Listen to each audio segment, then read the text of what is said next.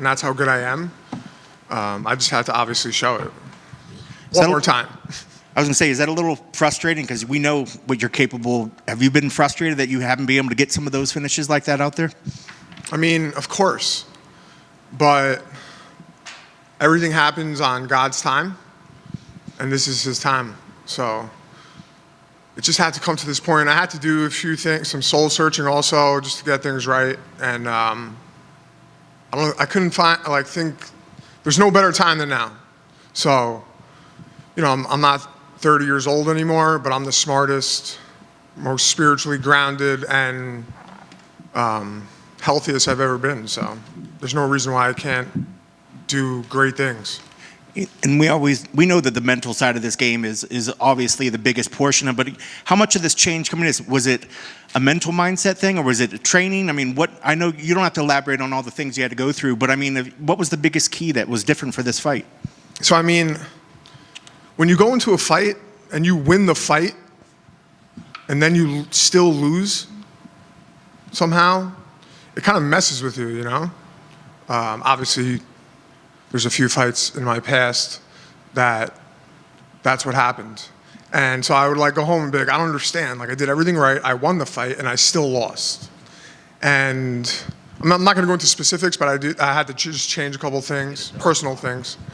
And I think I found the key. So here I am, and I'm the best I've ever been. This is the best I've shown in the last 4 or 5 fights, that this is how good I am. Those fights weren't flukes. So this is me. So definitely go on the next one. Is it just sort of a rinse and repeat of whatever you just did, to make the next one to be successul? Yeah, I mean, it would be ideal to go into every fight and get a first-round knockout, right? Yeah. That's what the UFC wants. That's what the fans want. That's what I want. I don't want to fight 15 minutes. I'm sick of that. I spend a lot of time in that octagon, over 2 hours. It's a lot of time to fight in a cage. Yep. I'm done with that. Yeah.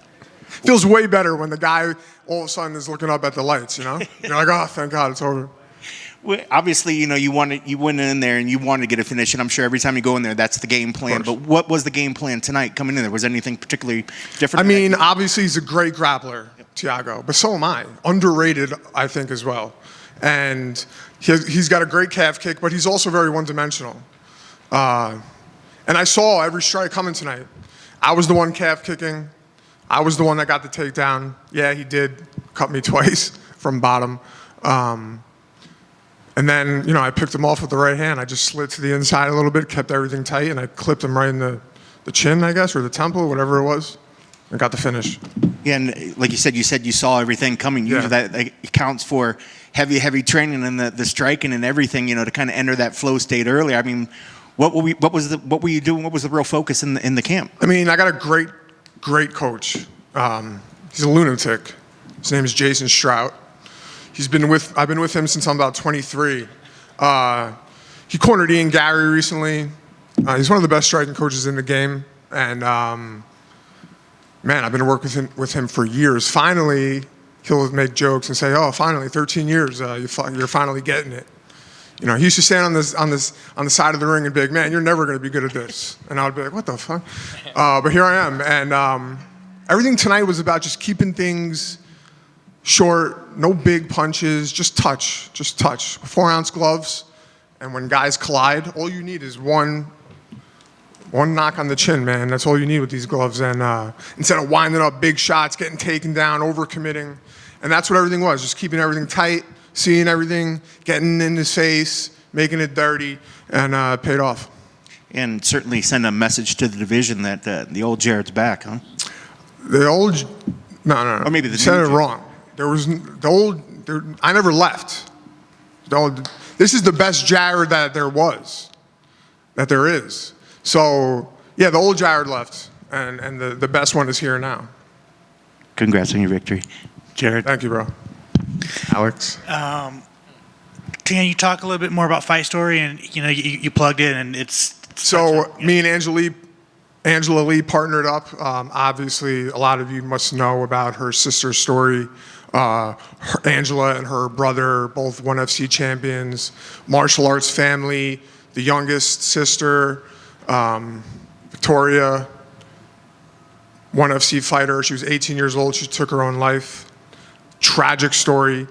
And, you know, that, like, there was a lot of pressure there, obviously, for her. You know, trying to fill her sisters and brothers' shoes, her parents' shoes, ONE FC, and she tragically took her own life. So Angela made something called Fight Story to spread awareness for mental health so that other people and other fighters and combat athletes don't, you know, have the same story as her sister. And Angela created something called the Mental Fight Kit, which is going to be a resource and a platform where fighters, combat athletes can get help for any kind of mental health issue. There's going to be an array of things in there that people will be able to get help for. But it's really about support during fight camps or during whatever kind of training camp you're going through, wrestling, judo, whatever it is. And there are some other fighters that are going to be involved with it, brand like ambassadors for the program. Yeah, we're almost done, and we're getting there. We're close to a finished product. So, and the UFC has partnered with us as a corporate sponsor. So it's going to be a big thing, and we just want to help people. That's all it's about. How important do you think that is? Because, you know, fighters always say it's fighting is 95% mental, 5% physical. Like, how important do you think, you know, having someone to help you during camp is, like, realistically?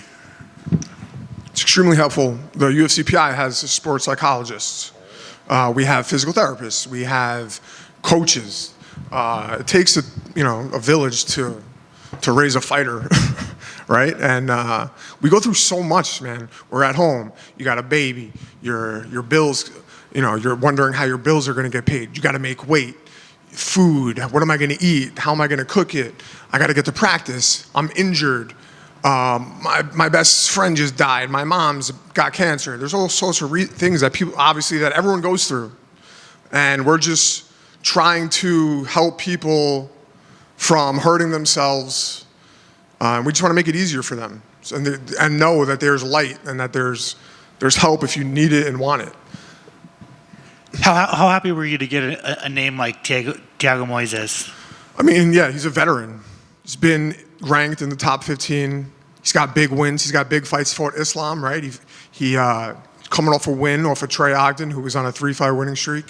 He's got big wins under his name. Michael Johnson, Bobby Green, other guys that have been around. So, yeah, I mean, and he's like on the cusp also, right, of the top 15. And they gave me him coming off a loss. I was coming off a loss, but they know I really won that fucking fight, my last one. So they gave me, they looked out for me. They gave me a good name, and I capitalized. So you called for a top 15. Do you think you get that? Who knows, bro? Who knows? I hope. I think at this point, my last 3 fights have been amazing. This one, Nasrat, which should have been fight of the night, but for some reason they gave out 4 bonuses, which is whatever. And then I knocked out Madsen before that. This is what I can do every fight. So there's no reason. And I'm, at this point, I think I'm kind of like a household name, right? I've been in UFC for 8 years. This was my 16th UFC fight. I'm winning.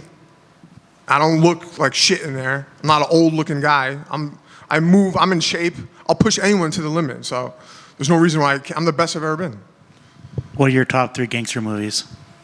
What'd you say? What are your top 3 gangster movies? Oh, dude, don't do this to me. Put me on the spot. Top 3 gangster movies, man. Casino is one of them for sure. Donnie Brasco, come on. Donnie, get Kami on the line. And I would say Goodfellas, but I've watched it so many fucking times, dude. There's a lot of, I guess you gotta throw a good, but I mean, come on, let's be honest here. The only thing that matters is the fucking Sopranos. That show will never die, ever. Thank you, Alex. Congrats.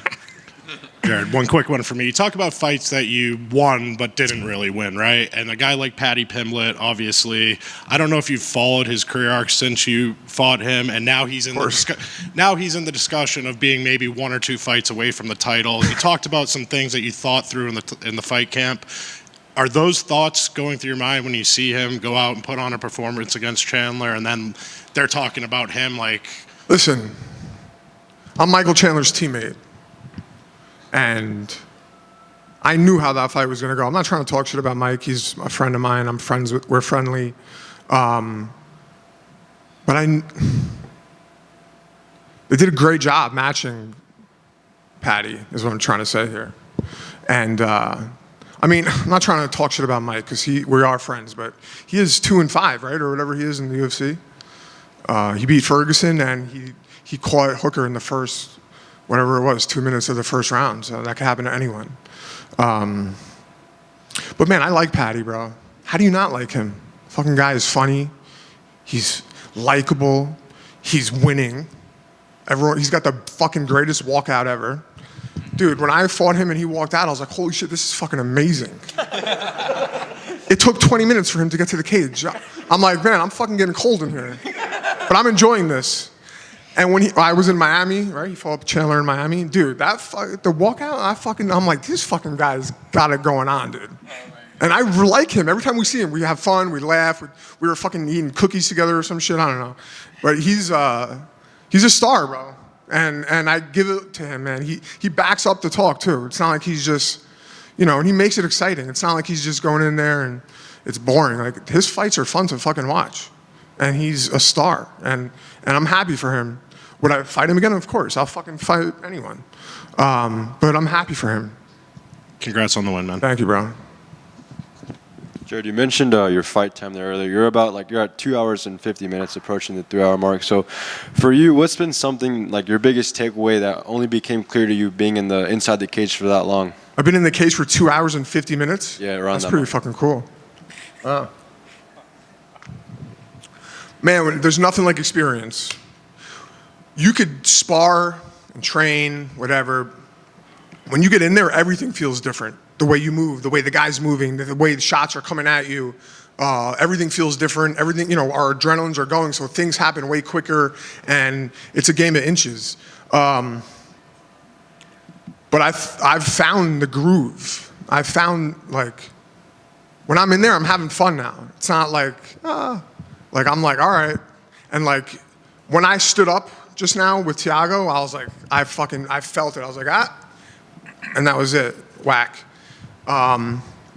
There's nothing like experience, man. People knock guys for not getting them out of there fast. Bilal, who's my boy, Bilal. George St. Pierre. These guys have like 4 hours of fight time in the cage. There's nothing like it. Nothing can replicate that. So, and it's fun, man. When I'm older, I could be like, dude, I was in that cage for fucking hours, fighting. It's pretty cool.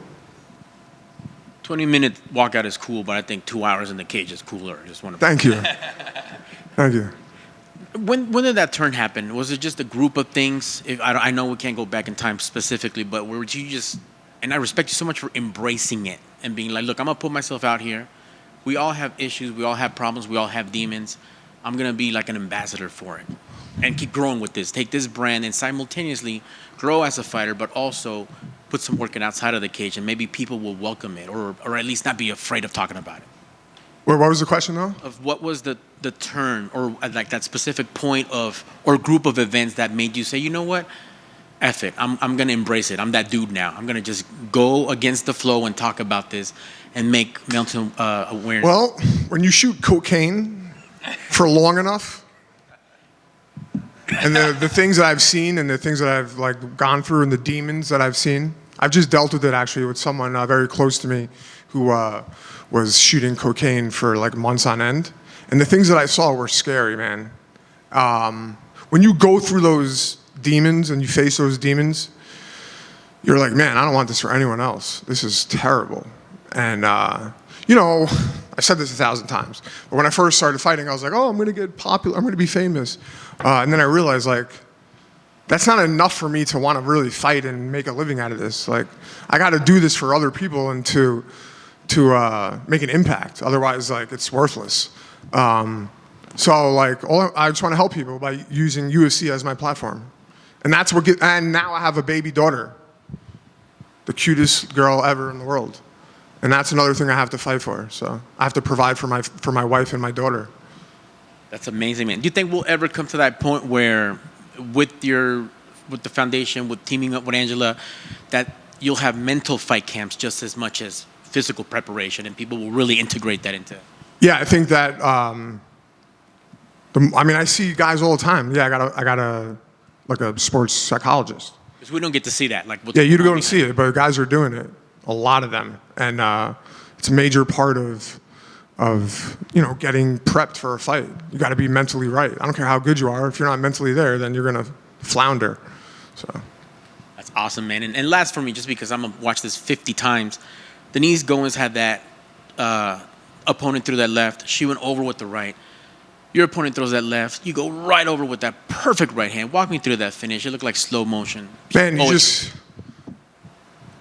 all we were working was catch him on the outside or catch him on the inside. Big overhand right, you could catch him with the left hook.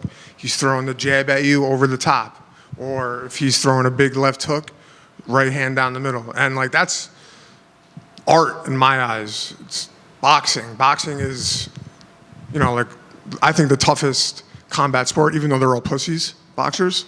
It's the toughest combat sport, I think, because you have to be so skilled to be at the top of boxing. But yeah, I've just felt it, man. When you get in there and you feel it and you're in the zone, it's just, and you could just feel like, and as soon as I touch him, I knew. Good night, Irene. I think Who is Irene, anyways? She's still down there. It's like, geez, Louise. I'm like, who the fuck is Louise? Congrats on the win. Congrats on the journey. Thank you, bro. Cut. Action.